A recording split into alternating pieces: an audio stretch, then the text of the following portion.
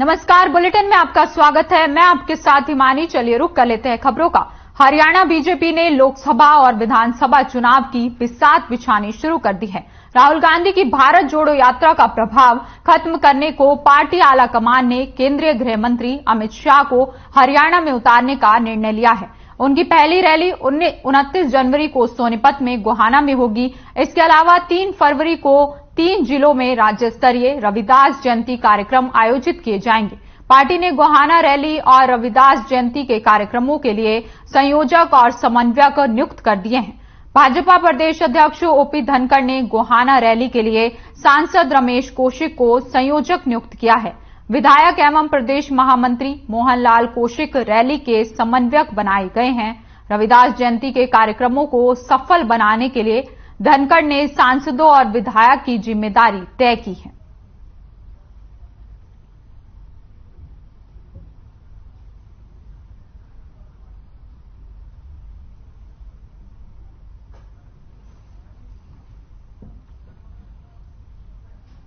वहीं कांग्रेस की पूर्व राष्ट्रीय अध्यक्ष राहुल गांधी की भारत जोड़ो यात्रा के दौरान कांग्रेस ने कहा कि लोगों का भरपूर समर्थन मिला है और इस दौरान जो एक्सपीरियंस रहा है वो लोगों से शेयर किया जाएगा और महंगाई कम करने की बात भी कही जा रही है। इस पर गृह मंत्री ने कहा कि ये तो कई दिनों से हो रहा है और कोई इस ओर ध्यान नहीं दे रहा। साथ ही पूर्व मुख्यमंत्री भूपेंद्र सिंह हुड्डा ने परिवार पहचान पत्र को लेकर कहा कि जब कांग्रेस की सरकार आएगी तो पीपीपी को जल्द बंद कर दिया जाएगा। उसके इस बयान पर पलटवार करते हुए अनिल विज ने कहा कि सारे गलत काम करने का ठेका भूपेंद्र सिंह हुड्डा ने ले रखा है। उन्होंने कहा कि जनता के हित के लिए योजना चलाई गई है। हर व्यक्ति का डाटा रेवेन्यू हाउस में आ गया है और लोगों को उसका लाभ मिल रहा है।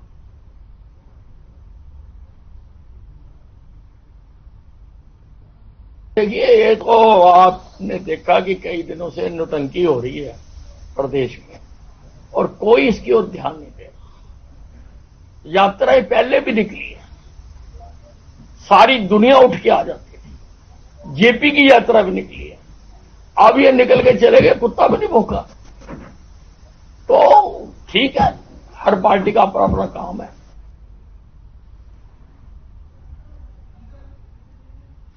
वहीं खबर अंबाला से है, जहां प्रदेश सरकार के गृह और स्वास्थ्य मंत्री अनिल विज ने आज फिर नेता प्रतिपक्ष भूपेंद्र सिंह हुड्डा पर पलटवार करते हुए कहा कि केंद्र और राज्य सरकार हरियाणा के विकास के लिए लगातार काम कर रही है। विज ने हुड्डा पर तंज कसते हुए कहा कि हुड्डा जी रोज नित्य नए डायलॉग छाट कर लाते हैं क्योंकि उनको छपास का रोग है।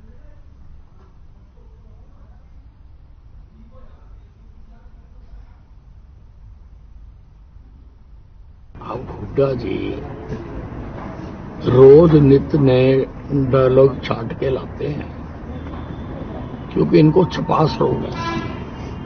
ये चाहते हैं मैं रोज छपना चाहिए, तो इस तरह की ये बातें करते हैं। डबल इंजन की सरकार तो हम इसलिए कहते हैं कि केंद्र में भी हमारी सरकार है और प्रदेश में भी हमारी सरकार है और दोनों सरकारें मिलकर हरियाणा के विकास के लिए काम कर रही हैं। वहीं जींद में जिला परिषद के पूर्व वाइस चेयरमैन उमेद सिंह रेडू ने जननायक जनता पार्टी से इस्तीफा दे दिया है।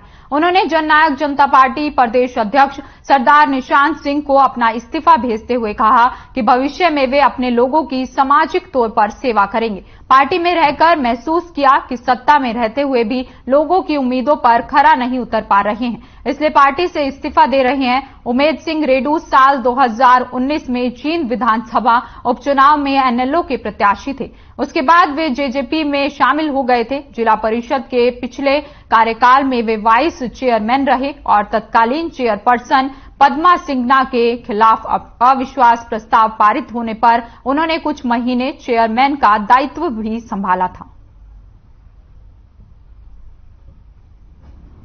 ऐसा है, मैं जेजेपी में लड़ा था। पहले मैंने चुनाव लड़ा था नल्लो से, उसके बाद मैं वाइस चेयरमैन था जिला परिषद का और जिला परिषद का वाइस चेयरमैन रहे तो मैंने बहुत लोगों की सेवा करी, बहुत लोगों ने काम किए। तो उसके बाद मेरे साथी मेरे मित्र कहने लगे भाई सत्ता में लोगों का भला ज्यादा हो सकता है, लोगों से ज्यादा काम हो सकते हैं, तो मैं जेजेपी में आ गया।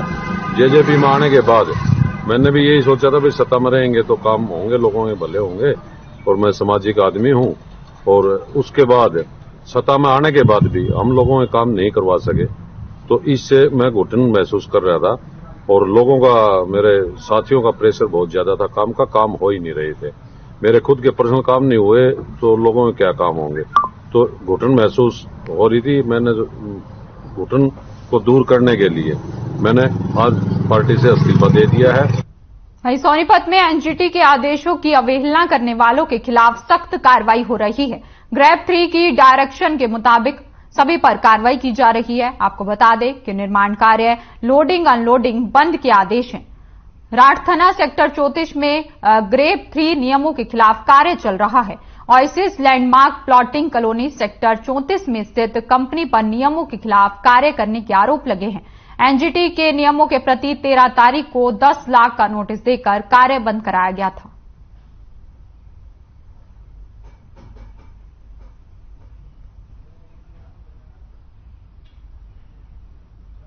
लगी हुई है, जिसमें कि सभी प्रकार की कंस्ट्रक्शन एक्टिविटीज बंद है, सभी प्रकार की एक्सकेवेशन एक्टिविटीज बंद है, लोडिंग अनलोडिंग और मटेरियल बंद है, और प्रॉपर डस्ट मिटिगेशन मेजर्स हमें लेने हैं। मटेरियल्स को ग्रीन शेड से कवर करना होता है। तो इसी डायरेक्शंस की कंप्लायंसेस में मैं 11 तारीख को एक ओएसिस लैंडमार्क एलएलपी करके प्लॉटेड कॉलोनी का प्रोजेक्ट है। गांव वालों के रास्ते की जेसीबी है हमारे। अरे तेरे प्रोजेक्ट में गांव वाले के रास्ते क्यों जेसीबी चल रही थी? अब गांव तेरे घर में कोई गांव वाला आके काम करेगा, करने देगा तू? गांव का सर रास्ता टूटा हुआ है नहर के किनारे, तो वो सर अंदर से जा रहे हैं। आपने देखा होगा सर, आप वहां से बोलेरो लेके गए हो, पूरी एकदम पब्लिक वहीं से जा रही है अंदर। लोडिंग अनलोडिंग हो रही थी, ब्रिक वर्क हो रहा था? ब्रिक वर्क नहीं हो रहा, नहीं हो रहा था। और अगर होता हुआ मिल गया तो? अगर नहीं हो रहा था तो मेरे से जो कहेगा वो करूंगा, और अगर होता हुआ मिल गया तो बता तू क्या करेगा? सर आज कोई काम नहीं हुआ है सर। इस होता हुआ मिल गया तो क्या करेगा मेरे को ये बता। जो होगा सर उस बंदे को हम लोग अंदर, उस बंदे को नहीं, तू क्या करेगा? तू रिजाइन देगा?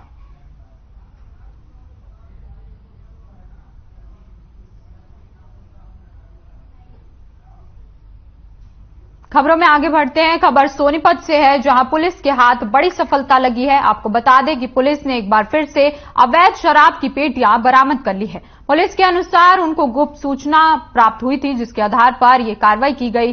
सूचना में पता चला कि गांव पतला के रहने वाले रमेश के घर पर अवैध शराब की जानकारी प्राप्त हुई थी, जिस पर पुलिस ने छापेमारी की और अंग्रेजी शराब और साथ ही देशी शराब भी बरामद कर ली गई है। पुलिस के मुताबिक शराब चंडीगढ़ मार्का की है। पुलिस मामले की जांच में अब जुटी हुई है। जानकारी के अनुसार आरोपी शराब को बेचने की फिराक में था, लेकिन पुलिस ने पहले ही शराब की पेटियों को सील कर दिया। तस्वीरें भी आपको सोनीपत से दिखा रहे हैं, जहां पुलिस के हाथ एक बड़ी सफलता लगी है। पुलिस ने शराब की पेटियों को जब्त कर लिया है।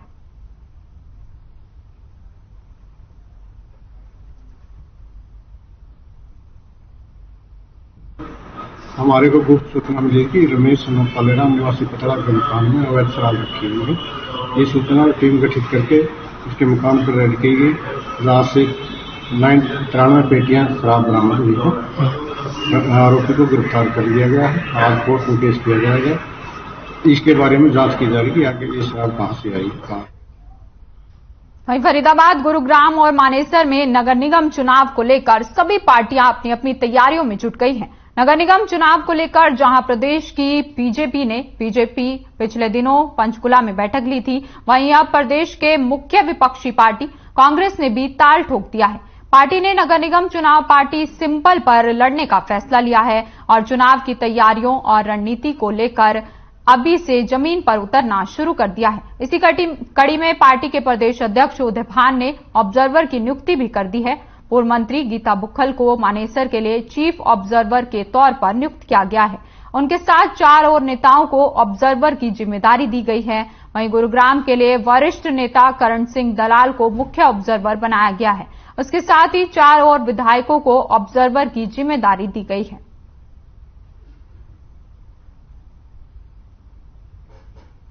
जो कांग्रेस पार्टी द्वारा नगर निगम के चुनाव कांग्रेस सिंबल पर लड़े जाएंगे, जिसके लिए कांग्रेस के प्रदेशाध्यक्ष उदय भान जी और सीएलपी नेता व पूर्व मुख्यमंत्री चौधरी भूपेंद्र सिंह हुड्डा जी ने 3 जगह की गुड़गामा जिला, फरीदाबाद व मानेसर 3 जगह की कमेटियां बनाई गई है।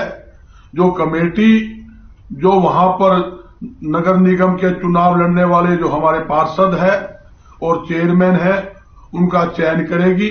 उसके साथ साथ वहां पर चुनाव के अंदर वहां बैठकर चुनाव की तैयारी करेगी और मुझे उम्मीद है हमें जनता का आशीर्वाद मिलेगा।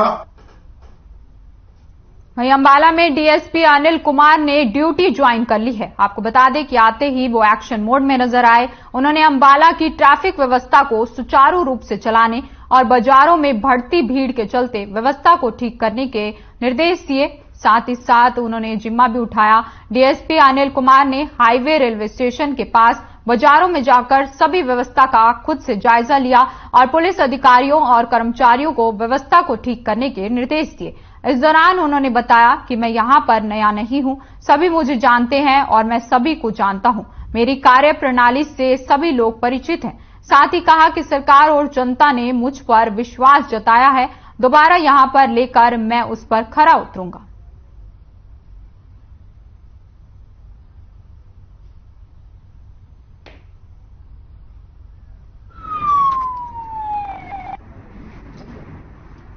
मैं अंबाला कैंट में नया नहीं, क्योंकि मैं इस जिला में चौकी इंचार्ज, एसएचओ, डीएसपी और मेरे फादर भी, आप लोग हम सभी हमें जानते हैं, हम सभी को जानते हैं, अच्छे परिचित हैं हमारी कार्यशैली से, हमारे स्वभाव से, हमारी पब्लिक डीलिंग से।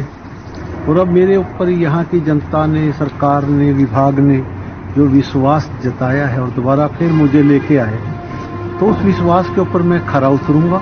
और हमारी प्रायोरिटी यही रहती है कि हमारी डिवीजन, हमारा जिला अपराध मुक्त रहे। वहीं हरियाणा रोडवेज के ड्राइवर और कंडक्टर ने ईमानदारी की मिसाल कायम की है। चालक सच्चे सिंह और परिचालक अनिल कुमार ने बताया कि शुक्रवार को गुरुग्राम से बल्लभगढ़ के लिए बस लेकर रवाना हुए थे, जिसमें पूजा नाम की महिला भी शामिल थी। फरीदाबाद में बीके चौक पूजा जल्दबाजी में यहां पर उतर गई और इस दौरान पूजा का पर्स सीट के नीचे गिर गया। परिचालक अनिल ने देखा कि एक पर्स सीट के नीचे पड़ा हुआ है। जब चेक किया तो उसमें महिला के जरूरी दस्तावेज और 4000 रुपए थे। पर्स में एक पर्ची पर 2 मोबाइल नंबर लिखे हुए थे। उन नंबरों पर कॉल किया तो पता चला कि पर्स महिला पूजा का ही है। करीब 1 घंटे बाद जब महिला बल्लभगढ़ डिपो के डीआई कार्यालय पर पहुंची, तब उनकी आईडी को चेक करने के बाद उनका पर्स लौटाया गया।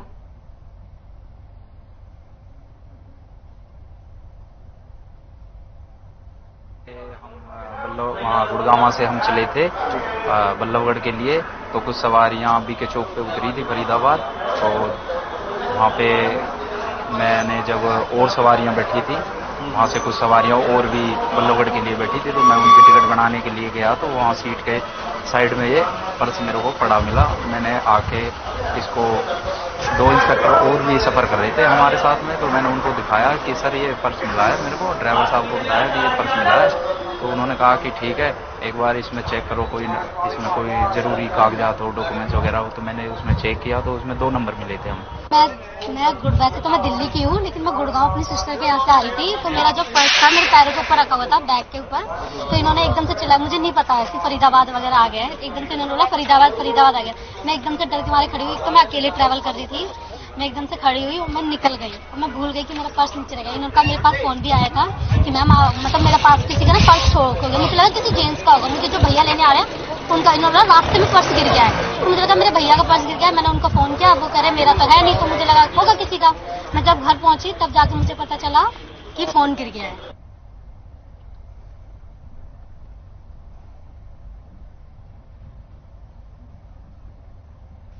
प्रदेश के कृषि एवं किसान कल्याण मंत्री जेपी दलाल ने लोहारू हलके के सिघानी और सोहासड़ा गौशाला में मकर संक्रांति के मौके पर आयोजित कार्यक्रम में बतौर मुख्य अतिथि शिरकत की। केंद्रीय कृषि मंत्री ने इस दौरान गौशाला को 11 लाख रुपए अनुदान की घोषणा करते हुए कहा कि हिंदू संस्कृति में गाय को माता का दर्जा प्राप्त है। जेपी दलाल ने कहा कि हरियाणा सरकार की नीति गोवंश बढ़ाने की है, जिसके तहत सरकार ने प्राकृतिक खेती करने के लिए 25,000 रुपए की सब्सिडी देने की योजना बनाई है। वहीं उन्होंने बताया कि गिगनाऊ में निर्मित इंडो इजराइल बागवानी उत्कृष्टता केंद्र का 22 जनवरी को इजराइल के एम्बेसडर शुभारंभ करेंगे। इसके बाद में यहां बागवानी फसलों को बढ़ावा मिलेगा और इसके लिए किसान खुशहाल हो जाएंगे। जेपी दलाल ने कहा कि 15 जनवरी को तो शाम में बीजेपी की विशाल रैली का आयोजन किया जाएगा, तो शाम की जनता ने फैसला कर लिया है कि वे आने वाले चुनाव में वहां कमल खिलाएंगे। उन्होंने बताया कि रैली ऐतिहासिक होगी और तो शाम में बदलाव देखने को मिल रहा है। मकर संक्रांति के पावन पर्व पर बहुत सारी गौशालाओं में जाने का सौभाग्य प्राप्त हुआ और हमारी सनातन संस्कृति, हिंदू संस्कृति में गौ को माता का दर्जा प्राप्त है और मुझे खुशी है कि समाज के सब लोग मिलकर के गौ सेवा में लगे हुए हैं और उसका लाभ भी सबको मिलता है। मैं बधाई देता हूं हमारे समाज को। बहुत सारी गौशाला इस इलाके के अंदर है। वहीं जूनियर महिला कोच के साथ छेड़छाड़ करने के आरोपों से घिरे पूर्व मंत्री संदीप सिंह को मुश्किलें अब बढ़ती जा रही हैं। आपको बता दें कि संदीप सिंह पर कार्रवाई की मांग को लेकर राजनीतिक दल और सामाजिक संगठन जगह जगह विरोध प्रदर्शन कर रहे हैं।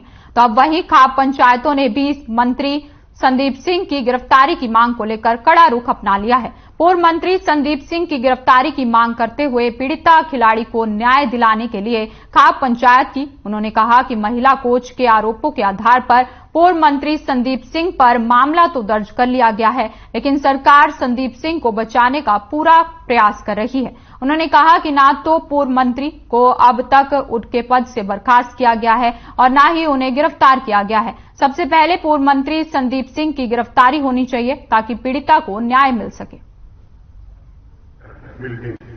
तो अगर हमने जो प्रस्ताव पास किए हैं, जो हमारी कमेटी बनेगी, एक तो मंत्री संदीप सिंह को हरियाणा में 26 जनवरी यो स्पष्ट इसका जांच नहीं होगी, कहीं भी इसको झंडा नहीं फहराया जाएगा, इसका हम विरोध करेंगे सरोखाप। और क्या क्या फैसले लिए गए? और फैसला लिया गया है, हमें राज्यपाल से भी मिलेंगे और उपराष्ट्रपति से भी मिलेंगे कि हमारी बेटी को न्याय चाहिए। वहीं खबर फतेहाबाद से है, जहां भट्टू कला में टायर फैक्ट्री में भीषण हादसा हुआ। आपको बता दें कि बॉयलर के ढक्कन खोलते समय यह हादसा हुआ। बता दें कि सुखविंदर विजय केमिकल फैक्ट्री किरधान रोड भट्टू मंडी में काम करता है। फैक्ट्री में टायरों का तेल निकाला जाता है। बॉयलर से गैस रिसने के कारण आग लग गई और धमाका हुआ, जिसमें सुखविंदर काफी झुलस गया।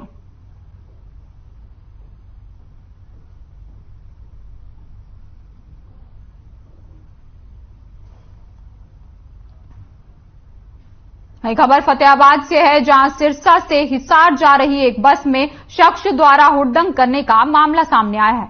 आपको बता दें कि व्यक्ति खुद को सैनिक बता रहा है, लेकिन उसके पास से कोई आईडी कार्ड बरामद नहीं हुआ। बता दें कि टिकट को लेकर कंडक्टर से उसकी बहसबाजी शुरू हो गई। बहसबाजी के दौरान कंडक्टर ने जब उसे टिकट लेने के लिए कहा तो आरोपी ने हंगामा शुरू कर दिया, जिसके बाद चालक और परिचालक बस को सदर थाने लेकर पहुंचे। है और ये बस किस कारण पहुंची? सर ऐसे करते क्यों? हम तो यही कहना चाहेंगे, टिकट में क्या दिक्कत है? टिकट तो कटवानी पड़ेगी, सरकारी है या प्राइवेट है, टिकट तो टिकट है, रूल है सर। ये इसमें हमें भी दिक्कत हुई है, इतने यात्री हैं, इनको भी दिक्कत हो रही है, बस चालक को भी दिक्कत हो रही है। फिर हमें यहाँ थाने में आना पड़ा है, कम से कम घंटा लग जाएगा। इसमें हमें दिक्कत ही दिक्कत है सर। पहली बार इसने ड्रिंक कर रखी है हमारे साथ। सर मामला यह था, एक लड़का नीचे चढ़ता है दरियापुर से, वो टिकट नहीं लेता और बताता मैं स्टाफ हूँ, भी आई कार्ड दिखा दो। आई कार्ड दिखाने से मना कर देता और न टिकट लेता, कहता कोई आएगा तो मैं अपने आप देख लूंगा जी, ठीक है। और फिर उसको सवारियों ने समझाने की कोशिश करी, न वो समझा और उसने बल्कि मेरे साथ उल्टा सीधा बोला और पूरी बस को डिस्टर्ब कर रखा। किसी सवारी ने कहीं जाना, किसी ने कहीं जाना है। आगे की क्या कार्रवाई है? आगे का तो अब ये मतलब टिकट लेता है तो ठीक है सर, नहीं तो मैं मतलब मेरे सरकारी कार्य में बाधा डाली इसने। वहीं खबर फरीदाबाद से है, जहां वीडियो सोशल मीडिया पर वायरल हो रहा है। आपको बता दें कि जल्दबाजी के चक्कर में लोग अपनी जान को दांव पर लगाने से परहेज नहीं करते। यही वजह है कि ज्यादातर हादसे लापरवाही और बाजी के चक्कर में होते हैं। ऐसा ही एक मामला बल्लभगढ़ सुभाष कॉलोनी के पास रेलवे लाइन पर देखने को मिला, जहां पर एक महिला रेलवे लाइन पार कर रही थी। तभी पलवल की ओर से आ रही मालगाड़ी का देखते हुए महिला ट्रैक के बीच में लेट गई। ट्रेन महिला के ऊपर से गुजर गई। उसको काफी चोटें भी आई हैं। आपको बता दें कि जिसका वीडियो सोशल मीडिया पर लगातार वायरल हो रहा है।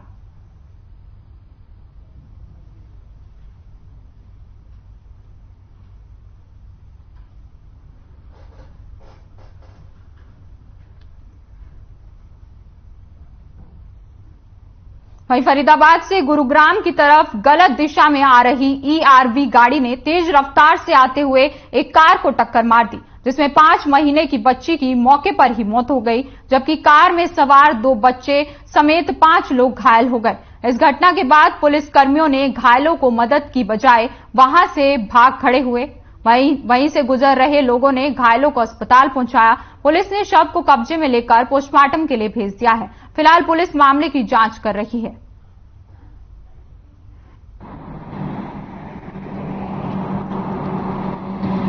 वाइफ, उनकी मम्मी और मेरे बच्चे और मेरा साला, ये उन्हीं मौसी के घर जा रहे हैं। तो मेरे को सूचना मिली कि जैसे इनका एक्सीडेंट हो गया, तो उसमें पता चला कि एक PCR रॉन्ग साइड आ रही थी, ये अपनी साइड में वो सब को देख रहा, तो उसके फोटोज वगैरह भी और मौके पे मतलब मौके पे जो एक्सीडेंट हुआ उसमें मेरी बेटी जो 6 महीने की थी वो एक्सपायर हो गई है। और PCR में जो पुलिस वाले थे वो मौके से भाग गए। तो कितने बजे की घटना है ये मेरे को करीब 11-12 बजे के आसपास मेरे को मतलब 12 बजे के आसपास मेरे को फोन कर पता चला। वहीं कुरुक्षेत्र पुलिस ने नशीला पदार्थ रखने के आरोप में 2 आरोपियों को गिरफ्तार किया है। पुलिस ने नशीला पदार्थ तस्करों पर शिकंजा कसते हुए एंटी नारकोटिक्स सेल की टीम ने नशीला पदार्थ रखने के आरोपियों को गिरफ्तार कर लिया है। उनके कब्जे से 54 किलोग्राम चूरा पोस्त और 1 किलोग्राम अफीम बरामद की है। वहीं मामले की जानकारी देते हुए एंटी नारकोटिक्स सेल प्रभारी निरीक्षक मनदीप सिंह ने बताया कि पुलिस टीम को गुप्त सूचना मिली थी, जिसके बाद पुलिस ने आरोपियों पर शिकंजा कसा है।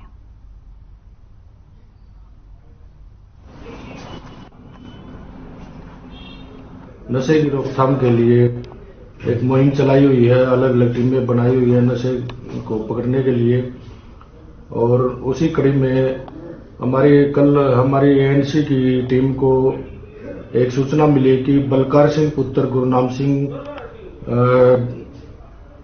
गांव सैनी माजरा, जिला मोहाली, पंजाब, व जगजीत सिंह पुत्र गुरपाल सिंह, ये भी मोहाली का है, पंजाब का रहने वाला है। ये अपनी गाड़ी में चूरा पोस्त अफीम लेकर आते हैं। खबर पानीपत से है, जहां ठेकेदारों के करोड़ों रुपए लेकर एक एम्बियंस कंपनी फरार हो गई।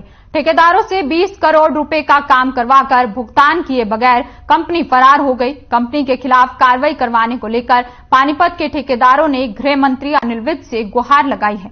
ठेकेदारों ने पानीपत के जिला उपायुक्त को भी इसकी शिकायत की है। आपको बता दें कि कंपनी ने अपना पूरा प्रोजेक्ट M3M कंपनी को ट्रांसफर कर दिया है। अब दोनों कंपनियां पैसे देने से पल्ला झाड़ रही हैं।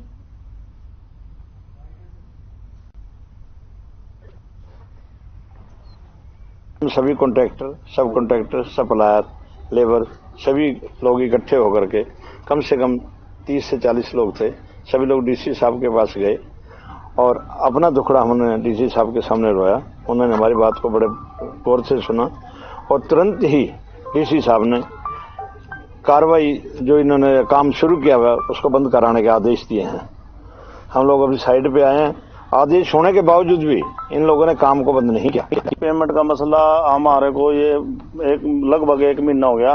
हम जब से हमने पता लगा कि M3M ने ये प्रोजेक्ट ले लिया, हम डेली दूसरे तीसरे दिन प्रयास कर रहे हैं। इनसे भी DC साहब के पास भी गए, MSP साहब के पास भी गए और हम तो देखो अनिल विज साहब के पास भी, हर प्रशासन शासन के पास जा रहे हैं। हम तो यही सोच रहे कि हमारे 200 परिवार इससे जुड़े हैं, लगभग 20 करोड़ पेमेंट है। फिलहाल इस बुलेटिन में इतना ही। आप बने रहिए हमारे साथ। नमस्कार।